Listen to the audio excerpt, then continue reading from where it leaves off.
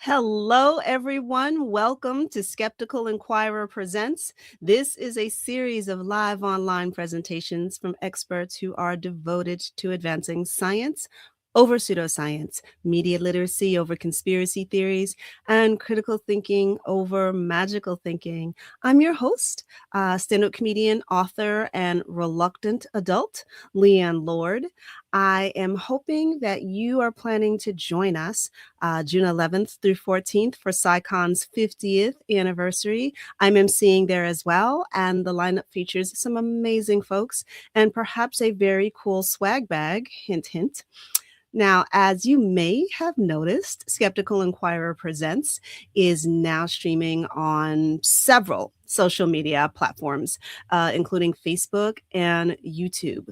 Now, no matter where you're joining us from, you can pop your questions into the presentation, about the presentation, into the chat, and we'll get to as many of them as we can.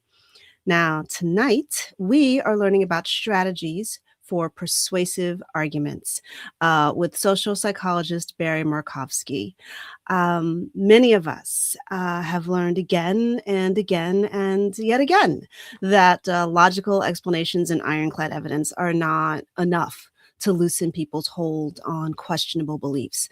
So how in the world do we counter the conspiracy theories, the medical quackery, the outright science denial that's so prevalent in today's pop culture? Well, social psychology, psychological research on influence and persuasion suggests factors that make arguments more compelling. And that's why Barry is with us tonight.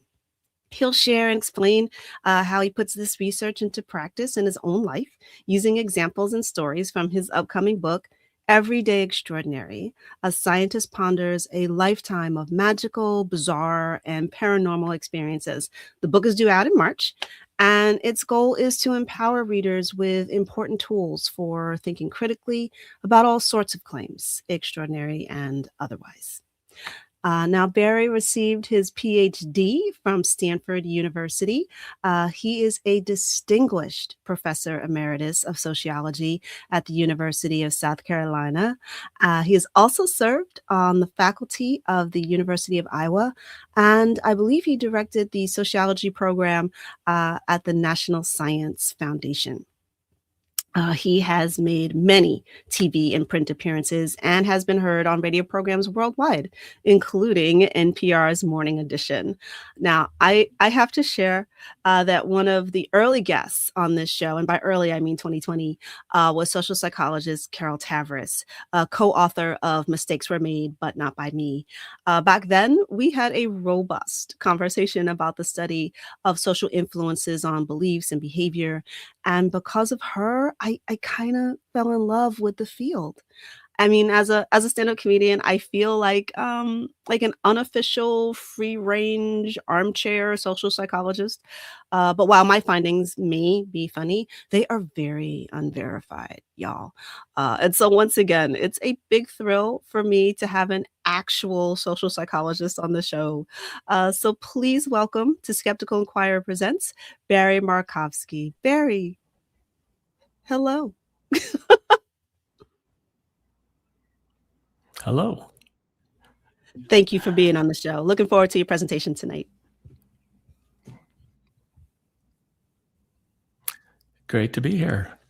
Thanks for that awesome introduction, and I didn't know you were such a fan of social psychology. I want to start by thanking Executive Director Steve Hupp for inviting me to present tonight, and also to everybody out there in social media land. Should I just go ahead and get started?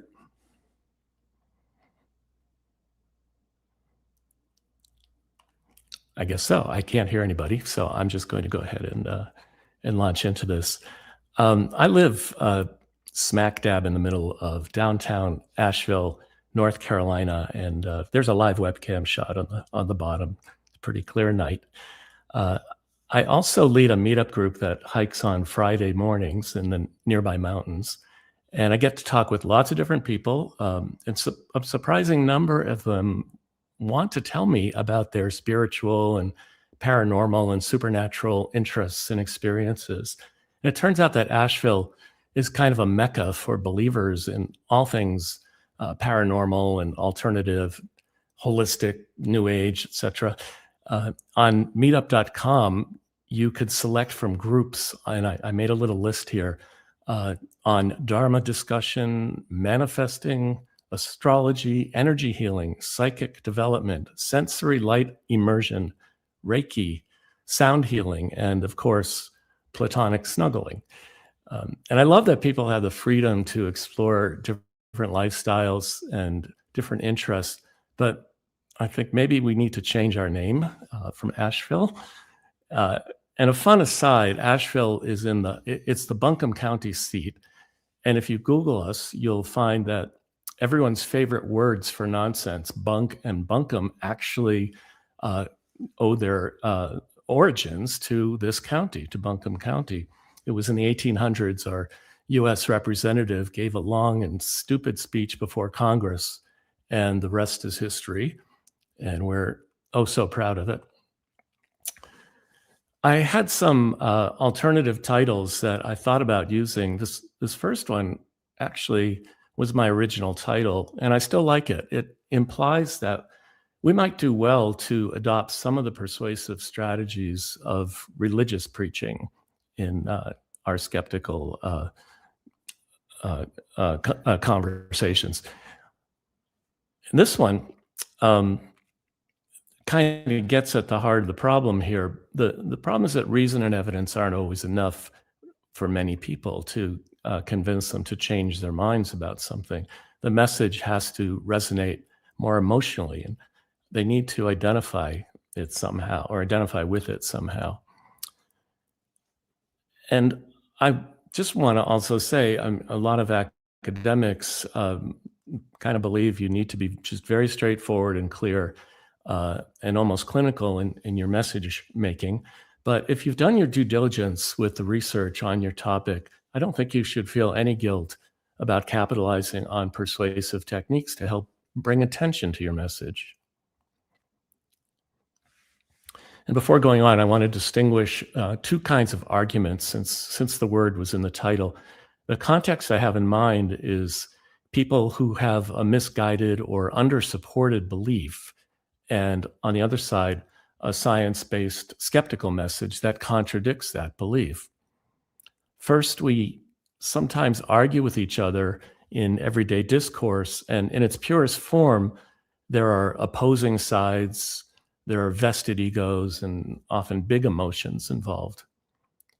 But in contrast, logical arguments don't require any of those conditions. You can argue that if X is greater than Y and Y is greater than Z, then X is greater than Z. There's no emotional involvement, no anger, no ego, and not necessarily even any opponents, but it's still a reasonable kind of argument. Persuasion falls into kind of a hybrid category. It's mildly adversarial because you're trying to get people to do something they might not have done on their own. And I think we generally prefer the message also to be logical. So there's no reason we can't combine the two types of arguments. I'm only going to identify a few really basic elements of persuasion to illustrate how some of them operate. And I'm going to use short passages from the book that Leanne mentioned coming out next month.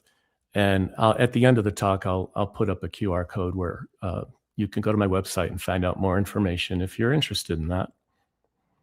But I'm going to read some excerpts tonight, which is fun for me. Now, as a rule, I don't elbow my skeptical opinion into a conversation that I happen to hear going on nearby, just because somebody makes a questionable claim.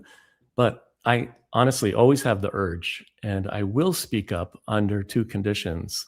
One is if I'm asked to weigh in, and two, if I think there's potential harm to the people who are listening. Maybe the urge comes from having invested a lot in my scientific skepticism. It started around 1980 with my Skeptical Inquirer subscription, of all things, and expanded from there. And over decades, I've learned a lot of things about a lot of things, from philosophy to evolutionary biology to physics. But you know what they say, the more you learn, the more you discover how much more there is to learn, and it's truly humbling. Another consequence was that the more I read the skeptical literature, the more I found skeptics really caring about truth and really wanting to stave off suffering and harm that can stem from buying into false claims. Okay, speaking of harm, I'm going to read the first of my excerpts. It's from a chapter about my visit to a medium at a psychic fair, which we would normally think of as just being pure fun. This comes after I spent a number of pages in the book showing how psychics perform some of their tricks. And I wrapped up the chapter this way. Clients lay cash on the table, converse with a careful listener, receive thoughtful advice, and leave their sessions feeling better than when they arrived. Seems like a good thing. On the other hand, it's all but certain that psychics aren't psychic. It's far more likely they're giving advice akin to a regular therapist, although without proper training, ethical boundaries, or any real understanding of their client. All their feats are doable with age-old tricks. By this view, psychics commit malpractice and consumer fraud with every session. Seems like a bad thing. Faking communication from the dead is a huge ethical no-no for me. It preys on emotionally vulnerable people and potentially does real psychological harm, despite the feel-good glow clients receive in the moment. There are proven methods to help the bereaved manage grief and move forward with some degree of closure. But if you're under the sway of a psychic claiming to connect you with your people in the great beyond, this is not dealing with grief effectively. It's keeping the client in denial, the opposite of closure. It's also lying to people to get their money. Seems like a very bad thing.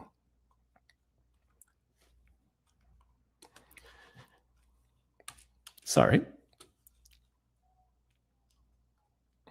So I have to back up just a little bit there. If you're any kind of human being, you have the urge to do something to counteract claims that cause harm. And for me, that's part of the skeptic's identity.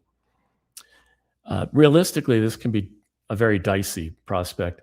I want to give you another excerpt. I should say my excerpts from the book are mainly up front in the talk here. This is from a chapter called That's the Spirit. And apologies to my friends in South Carolina for my bad impression of Ricky, but he really has a thick Southern accent, or had a thick Southern accent. He's no longer with us. And I'll do my best to represent it. For 5 years, Ricky and I have played together in a band.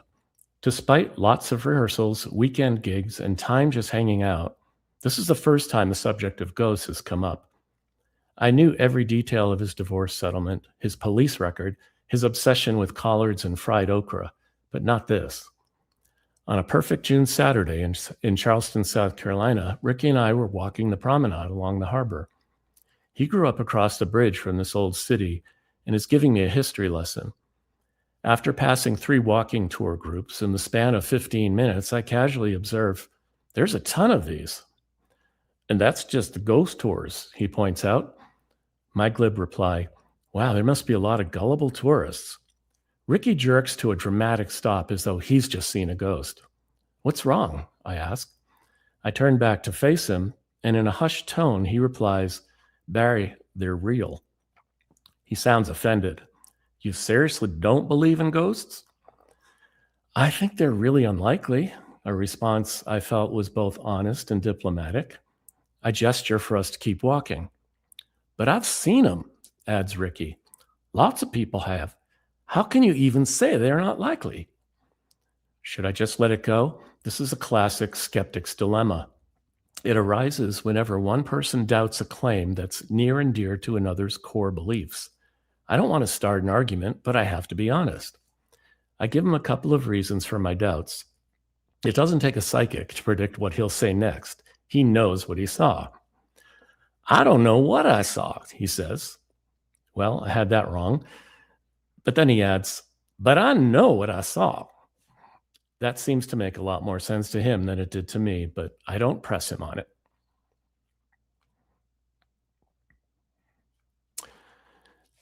Now, social influence and persuasion are old research areas in social psychology, which is my subspecialty within sociology.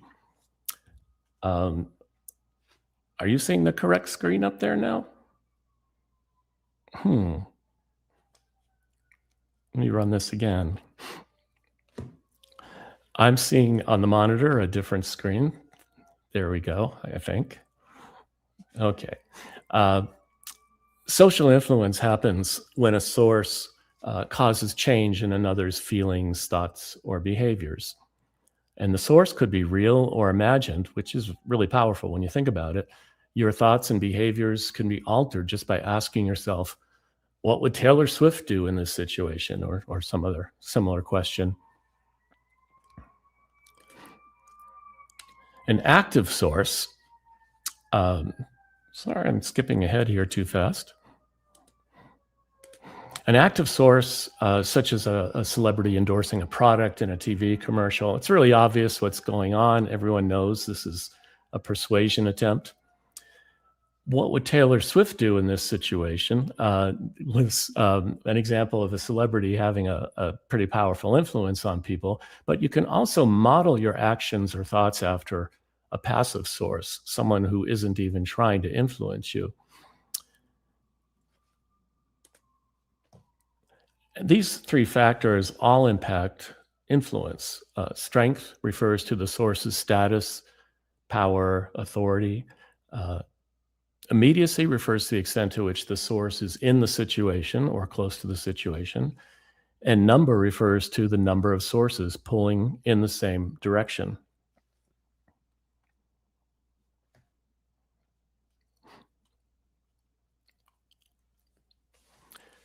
Persuasion is a particular kind of social influence. It has certain basic properties. It's intentional, it is directed, and it is not coercive.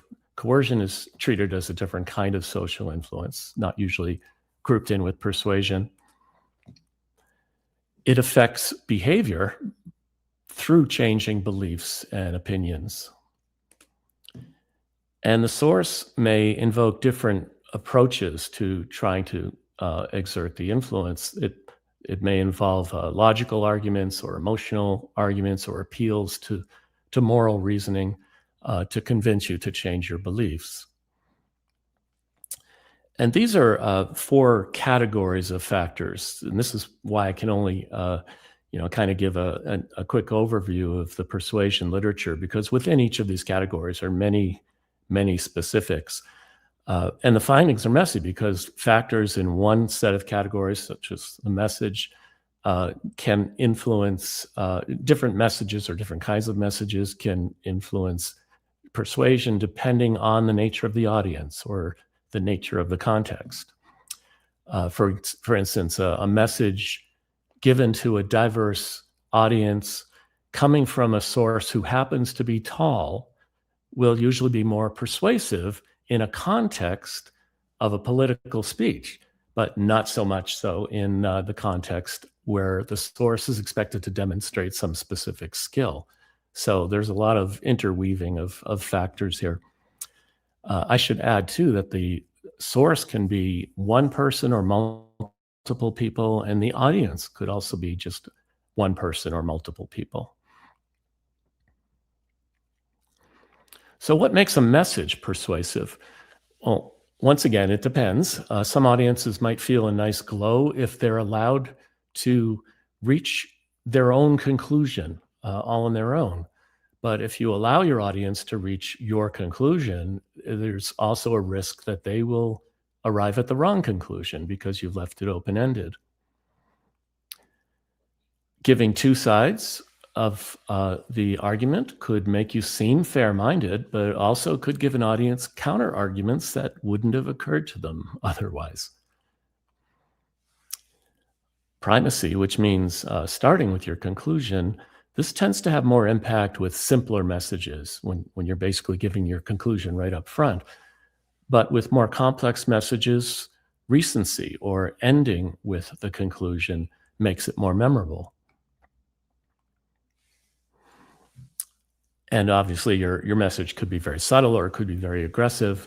I mostly tried for subtlety in my book and in other writings that I've done for broader audiences. But in the book, I did get a bit aggressive when perpetrators of BS knowingly were risking harm to people. But even then, I tried to focus more on the claims than on the claimants, on the people doing the claiming. Well, here's an excerpt from the chapter, "The Yogi Has No Robes," and it's about how purveyors of a certain meditation system claim that using their technique, a group of meditators in one location will bring about peace and harmony and prosperity to a much larger group instantaneously and not necessarily nearby. It could be at any distance. Sounds implausible, but they had in their publications a lot of compelling looking statistics. I do talk about the theory and the research methods in the chapter, but here I wanted to mention the research ethics that are involved. I'm not a business ethicist, but I can say with some authority that abiding by standard codes of research ethics was never a priority for the researchers. A conversation I had over lunch with two of the lead researchers illustrates this nicely. "What if I don't want to experience the effect?" I asked them. As psychologists, they must have been trained in the ethical treatment of human subjects. Like if I'm an opinion writer and love to work when I'm emotionally charged and angry, then the effect would be stripping me of my joy and possibly my livelihood. "No," was the quick reply.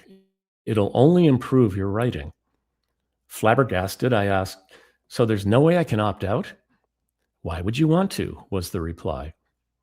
So they're basically saying if they're successful, the treatment will be administered to everyone, everywhere, all the time, whether they want it or not. But don't worry, they know what's best for everybody. "No, sir, I don't believe you do. In science, nothing gets administered to whole populations without extensive pre-testing, community consent, public health clearances, and so on. It's a complicated process, but it's there for good reason." End of quote. Finally, all my chapters try to get across what it felt like for me or my subject to experience or to learn something wondrous or bizarre. And I did this a lot in the book. I was taught by my writer friends to show and don't tell, and showing emotions through the writing is part of that. Now, in the chapter where 12-year-old me and my buddy Jeff camped in the backyard and saw a UFO, we felt excited, we felt wistful, we felt very small under the huge starry sky. I showed this, or tried to show it, through a sort of call and response dialogue that speculated on whether aliens had such niceties as sports and music and girls. And at the end of the chapter, after explaining how misperceptions account for many experiences just like ours, I wrote this very short quote here. "Most paranormal experiences are illusory, but even knowing this, we can see them for what they really are and treasure them just the same. The sense of wonder that Jeff and I experienced that night during our 12th orbit around the sun was real, but it didn't make me leap to any baseless conclusions about extraterrestrials. Instead, it fed my desire to know more about the sky, the earth, and life."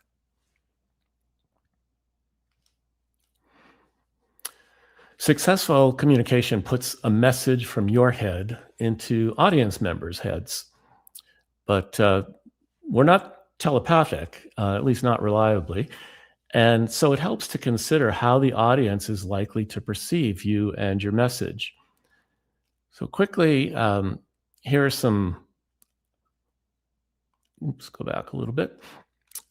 These are some audience characteristics that research has shown to be relevant in the persuasion process. But again, they're all very contingent on other elements of the persuasion that's going on. You can probably intuit what the kinds of impacts are for each of these possibilities. So if an audience is very distracted, they're obviously less likely to be persuaded by your message. And so on. I don't want to go through these any quicker than just to flash them on the screen here. They're pretty common sense. But I do want to spend a moment on this. This is a visual way to think about the audience, and I don't see enough people talking about this. Everyone has a place on this scale, this horizontal scale, based on where they stand on the issue that you're advocating. So suppose you're arguing that astrology is bunk. Those furthest to the left of the scale are going to reject your claim. And it may be because they've organized their entire lives around their astrological beliefs. Or people may be in the middle.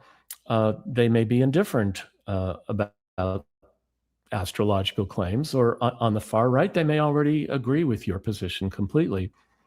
Usually the most effective way to move someone in your preferred direction is to meet them where they are and try to gently tug them toward you without threatening their existing beliefs or identity.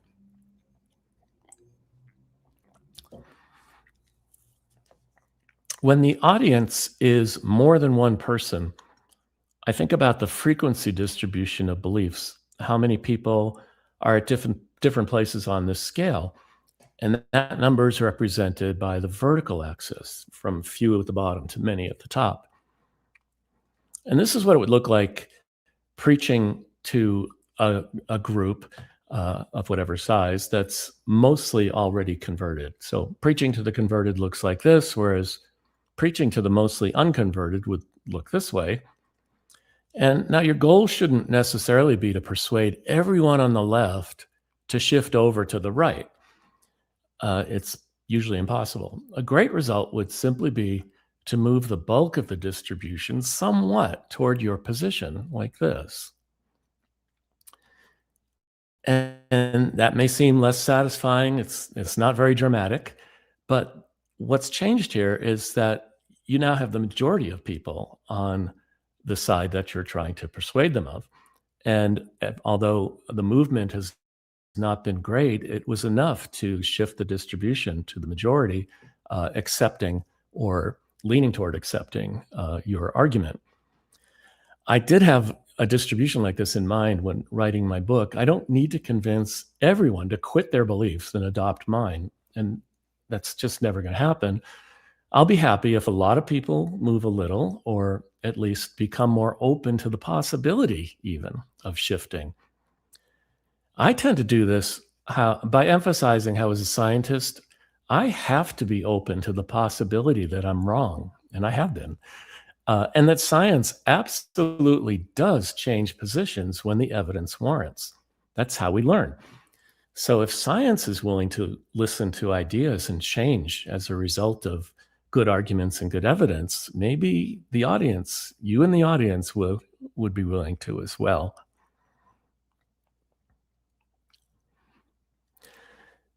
So this is another excerpt. This is how I tried to meet my audience where they live in my chapter on ESP called ESP Can It Be? What if our essences are unknowingly intertwined through a vast collective consciousness? What if quantum level connections between matter and energy mean we are literally one with everything? Why does science slam its door in the face of such beautiful possibilities? It doesn't. While individual scientists may be overly quick to dismiss new ideas, open-mindedness is baked into the enterprise of science. But not every idea that comes down the pike is automatically credible. Science requires really good reasons to believe claims. Good reasons come by way of theories that provide clear logical explanations and evidence that provides unambiguous observations to support theories. Science as an institution has always been open to radical new ideas. We've seen this with crazy-sounding claims that eventually were accepted by science. Examples include global geography shaped by continental drift, and peptic ulcers being caused by bacteria rather than stress or spicy food. But it can take decades to gather a body of evidence sufficient to topple prevailing knowledge. Appropriately, it's not enough to offer a weak body of evidence and mere speculation in lieu of a rigorous explanation. Source refers to personal qualities that you project to an audience that maximize persuasion and minimize alienation. I'll let you just quickly read through this list. Um, Audience perception is paramount, but it makes things a lot easier if you actually manifest these qualities. But tactics are everything. For instance, you can't just say out loud to an audience, "Believe me, I'm the smartest and most trustworthy speaker you'll ever hear." Well, some people can maybe get away with that, but most not. The point is simply to consider how others are likely to not only receive your message, but also to receive you as a person.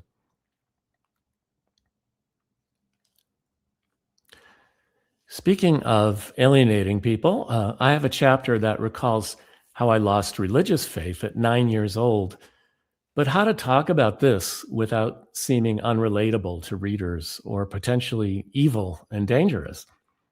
Here are some of the tactics I used to minimize repulsion and hopefully make myself seem more normal and approachable to readers. I forewarned people that a chapter talking about this topic was coming up, and it's okay to skip it if they want to. I was actually trying to pique their curiosity more than push them away from the chapter.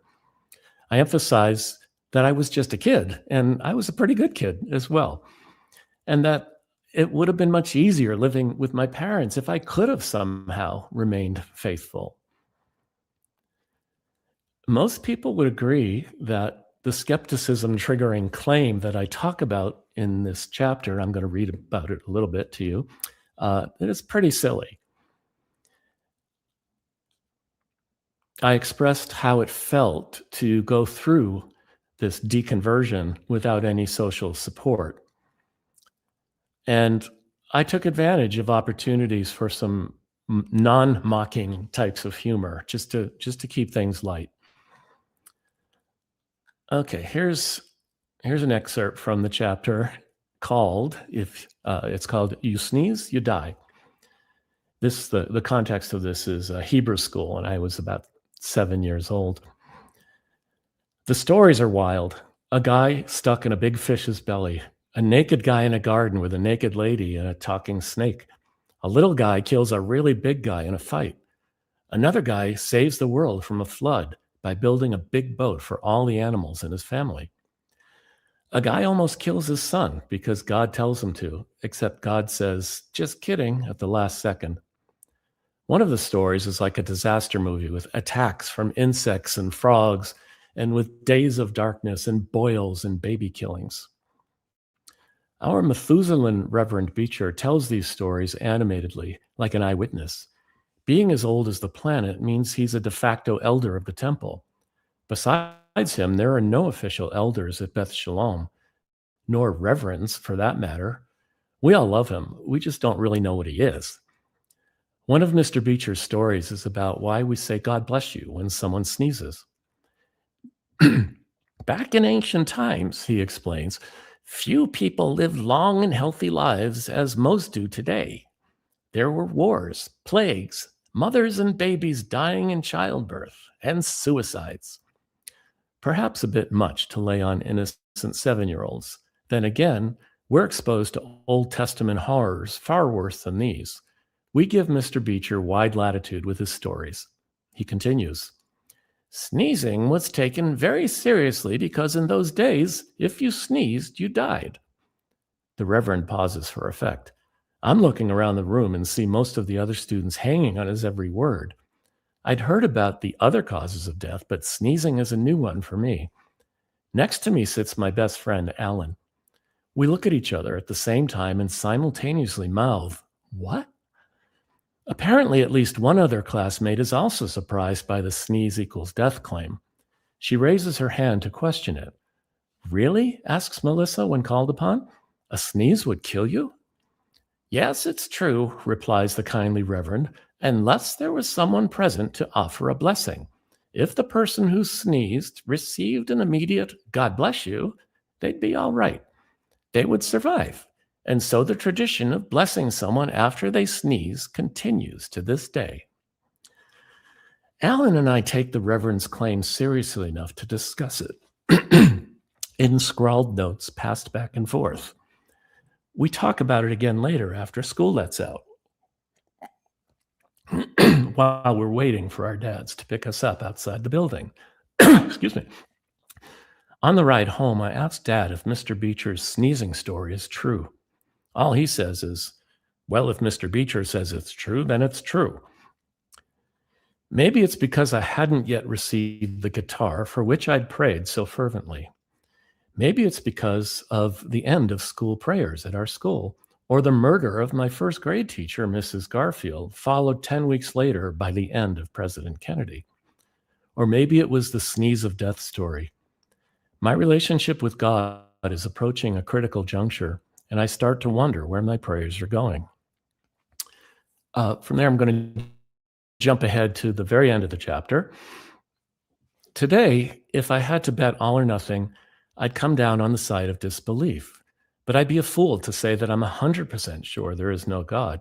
So in case I'm wrong, here's my prayer. Dear God, gods, goddess, or goddesses, if you are reading this and you are omniscient, then you already know what I'm about to say. Though I was wrong, I came to my disbelief about you in full sincerity. I have used to the very best of my abilities the brain with which you endowed me. And at least since the chaos of adolescence, was that whole phase really necessary? I have always tried to be good and to do good without you. If it was you and not I who caused me to strive to be a good person, then I'm sorry not to have thanked you and credited you sooner. Thank you. And please don't hurt me. Finally, context refers to situational factors such as the communication medium, the physical setting, other factors that basically don't fit into the other categories. And again, I'm going to go through this pretty quickly. There are traditional factors studied in persuasion, and these go back decades.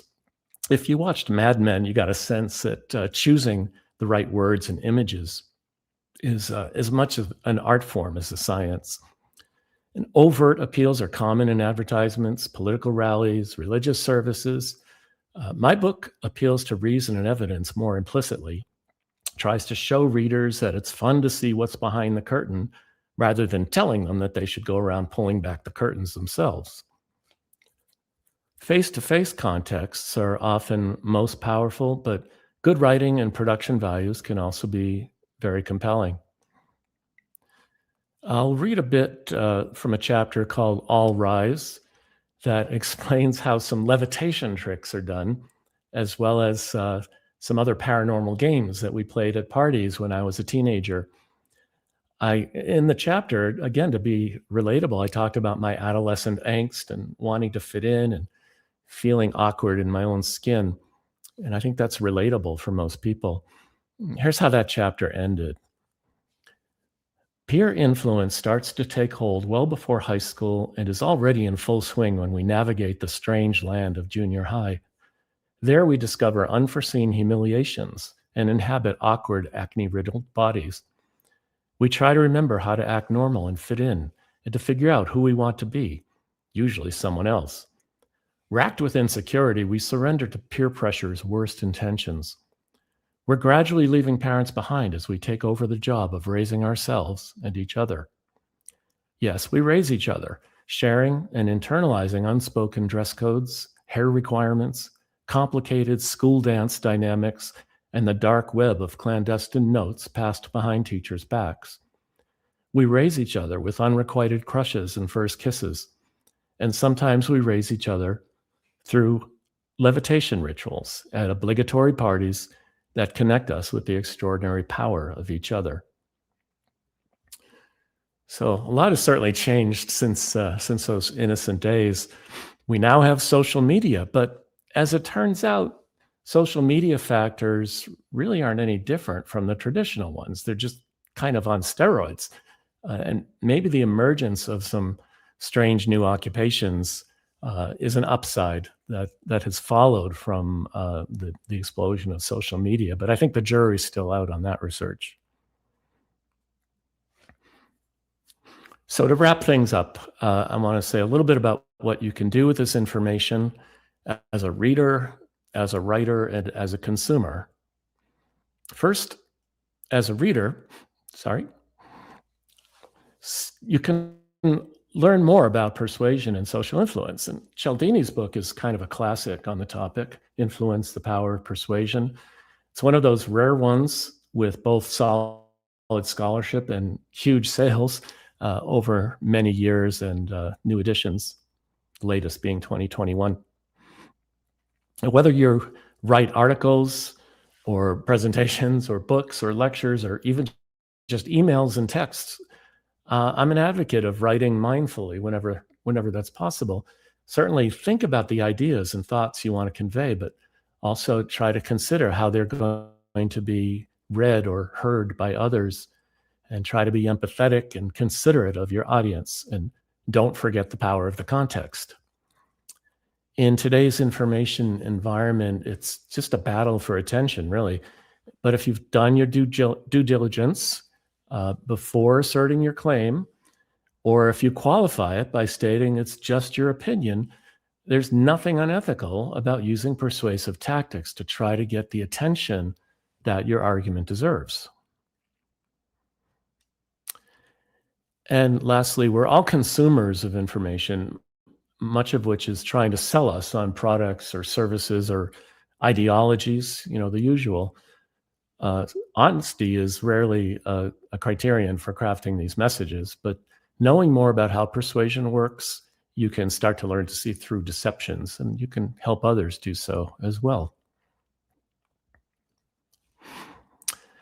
So that's basically the end of the presentation. If this isn't inappropriate, this is the QR code that links to my homepage, and there's info about the book and pre-ordering it. Also, I have a lot of articles there, a number of which are related to topics of interest to followers of Skeptical Inquirer. And end of plug for that. If you want to email me directly, there's a link on the contact page at the website. Make sure you put persuasion or CSI or Skeptical Inquirer or something identifiable in the subject line so it doesn't go to the junk folder.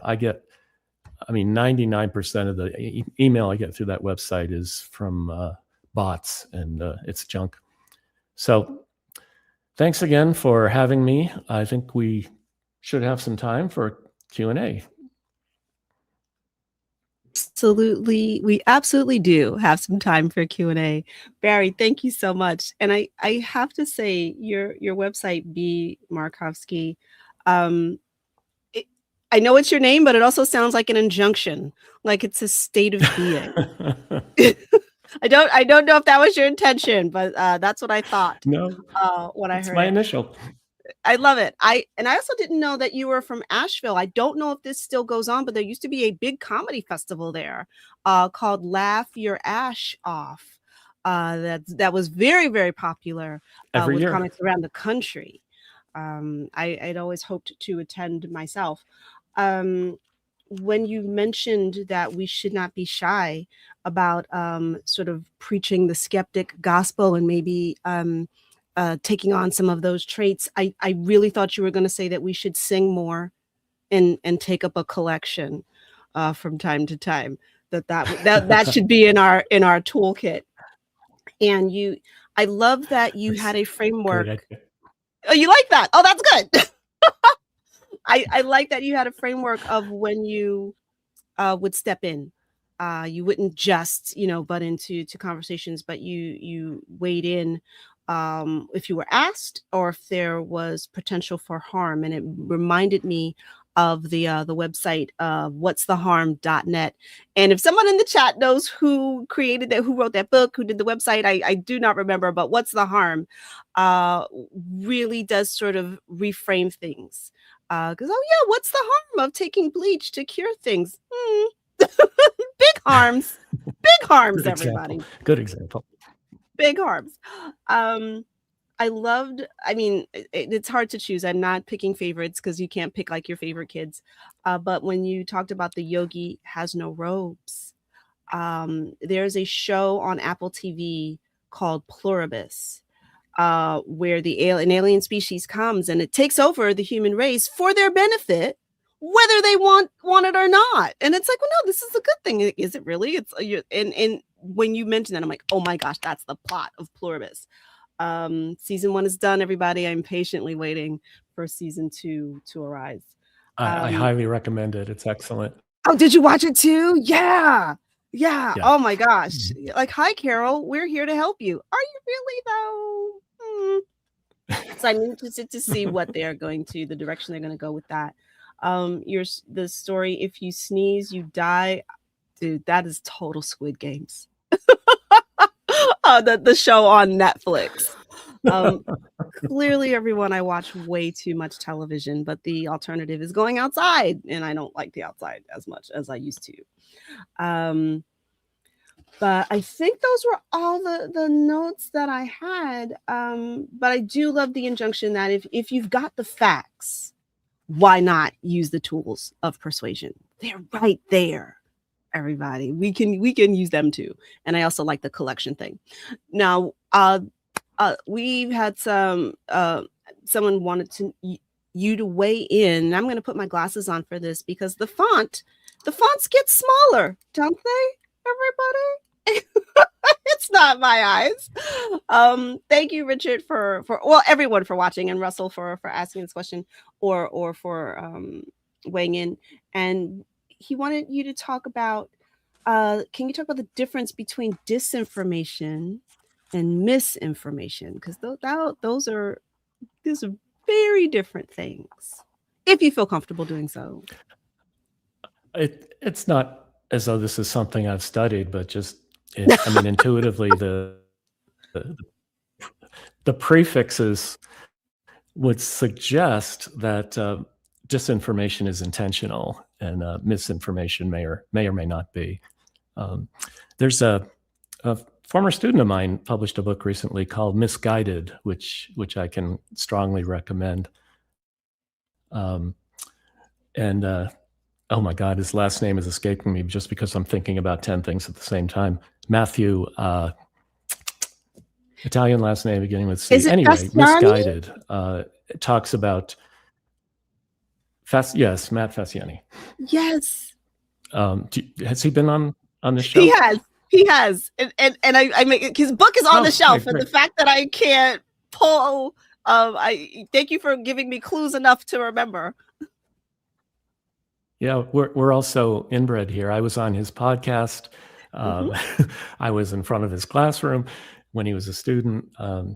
Anyway, he did a very thorough and scholarly book on misinformation and the harmful effects that it will have in our society. Yeah, and I'm going to reframe. You said inbred. I'm going to say community.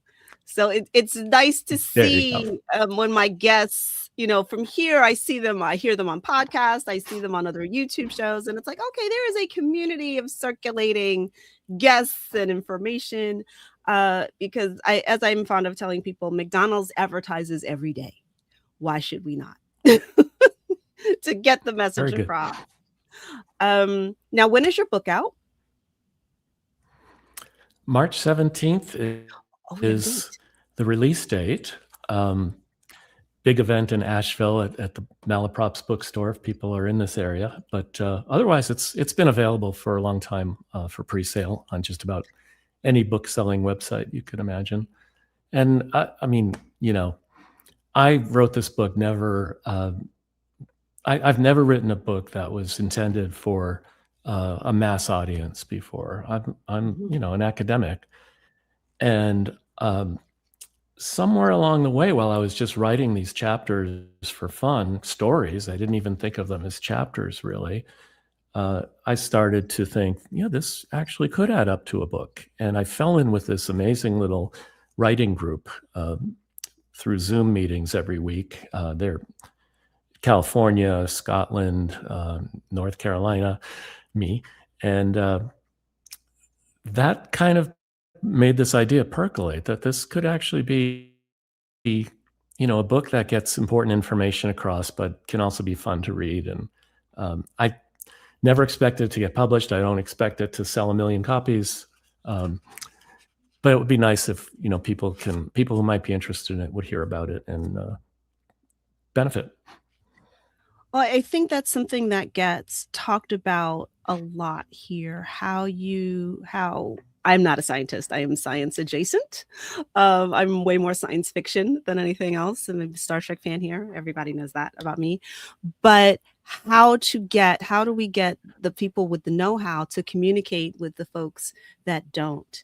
And, how do you translate that scholarly work? And I think what you've done is a wonderful way of doing that. You sort of appealing, I mean, childhood stories, the foundation of culture is tell me a story, once upon a time, and whether or not it's the same exact shared experience, I don't think is relevant.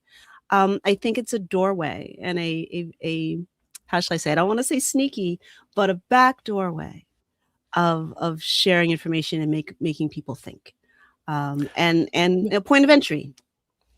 A friend of mine who had read some early chapters said, "This is really interesting.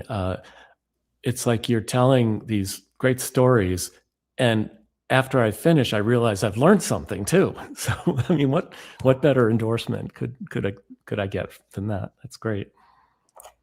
Indeed. I like the idea of being able to enlighten and entertain, um, and to do so effortlessly or seemingly effortlessly. Everybody knows writing a book is so easy. you just breeze through it. You sit down on Monday. By Sunday, you've got pages. What is the work? Yeah, it's a lot of work. Especially if you're. I mean, I'd written a lot in my career, but completely different style, completely different rules, different audience, and to kind of retool after retirement. It was a fun process because I was working with some nice people and getting great feedback, but it was an arduous process as well. And I just hope I hope people like it. That's all. I have to ask, I don't even know if this is a fair question about the writing process for you, but writing is hard. It just is. But what was harder? Was it your academic writing and scientific writing, or was it writing for, I want to say, regular folk, for the everyday consumer? Which was harder, or was it equally hard? Writing for an academic audience was a real struggle early on as I was becoming an academic and getting my research published. That got easier as time went on. And writing grant proposals is a great example too, because you maybe do a couple of those a year, at least people like me.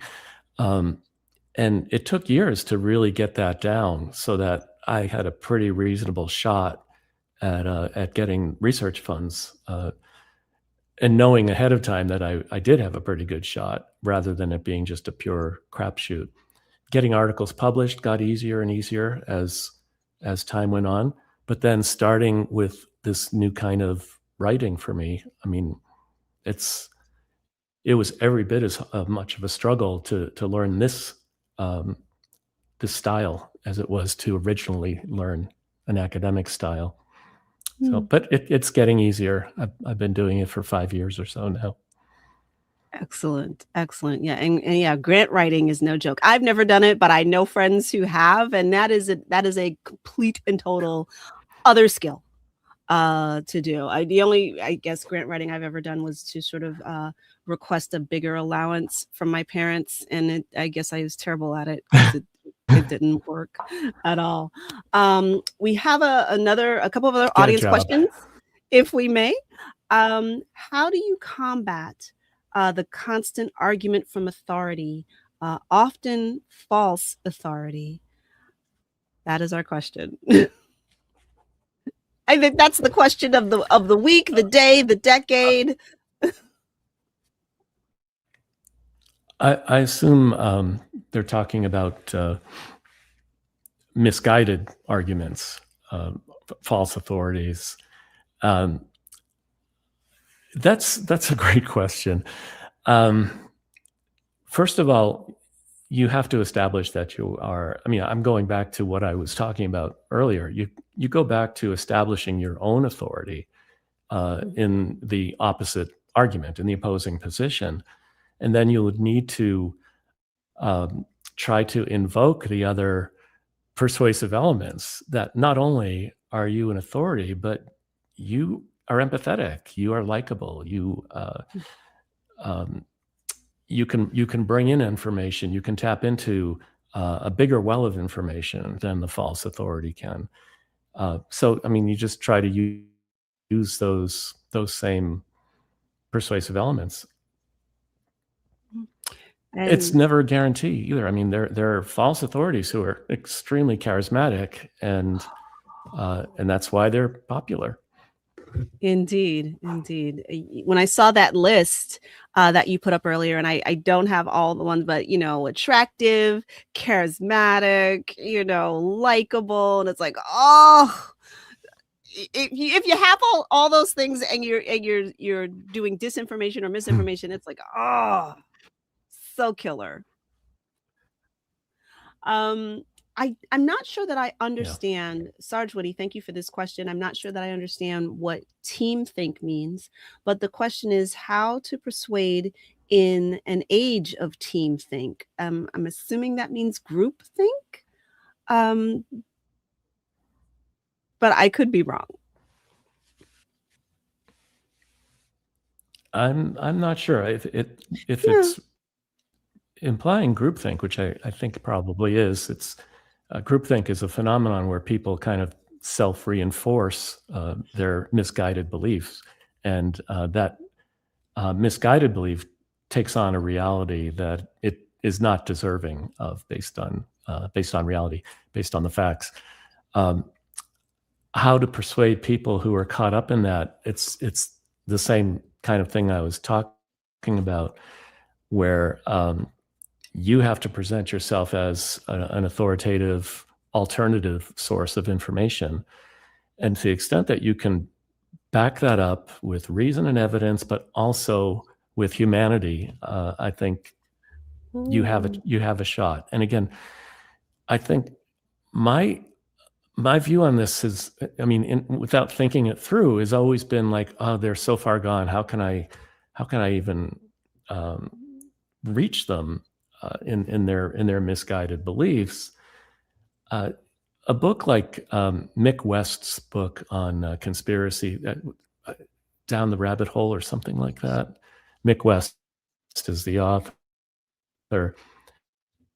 He does a great job, without being a social scientist at all, a very practical guide to reaching people who are stuck in conspiratorial types of thinking, which is the hardest nut to crack, really.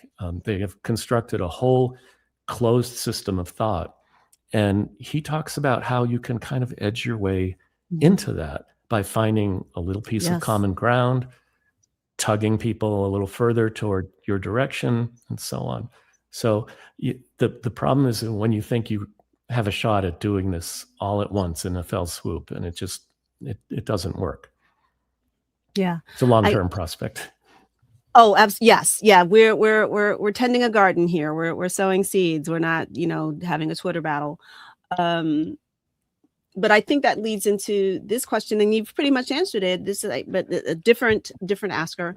Like, what strategies are effective for addressing audiences committed to alternative facts, and for demonstrating that your claims are grounded in verified evidence? And thank you for mentioning that other book. I believe he was a guest, and it wasn't a sexy answer.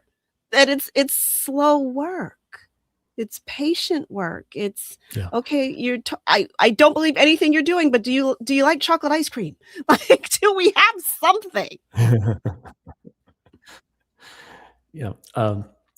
If the beliefs are formed on a non-rational grounding, then it's probably going to take some kind of non-rational approach to pull people away from that. The audience is committed to alternative facts. Again, it's very similar to conspiratorial thinking, where there's a kind of closed system, and it's not going to work if you just say you're being stubborn. Those tactics just don't really work in persuasion. And there may be nothing that works realistically for everybody. But the point is, think of that distribution again, to try to pull people away, pull people over somewhat, open them up to at least the possibility that there are alternative explanations that are more factual than the ones that they've attached themselves to.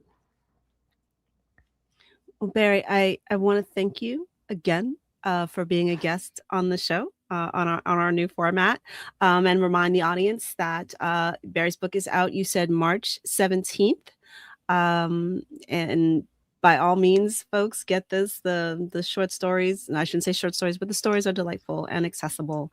And I just want to say, if you've missed any of tonight's presentation, it has been recorded and it will be available at skepticalinquirer.org, as well as the places where this is now streaming on social media. I believe Facebook, YouTube, it is there for you to watch again. And I want to thank you and hope that you join us June 11th through 14th for PsyCon's 50th anniversary. My thanks to Skeptical Inquirer, to CFI, and of course to all of you in the audience for choosing to spend your time with us. My name is Leanne Lord, and until next time, stay skeptical. Good night, everyone.